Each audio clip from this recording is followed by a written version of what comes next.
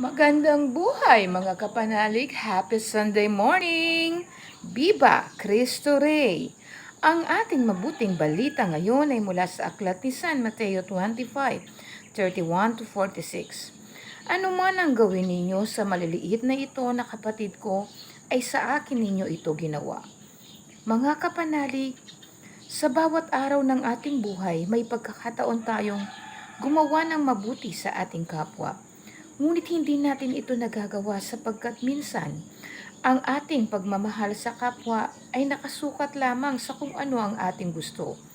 Gumagawa tayo ng mga bagay sa mga taong kaya tayong gantihan. Mga kapanalig, ang sabi po ng Panginoon, ano man ang ating ginawa sa ating kapwa ay sa Kanya natin ito ginawa. Gawin nawa natin ang mga bagay na makakapagpaligaya sa Diyos sa abot ng ating mga makakaya.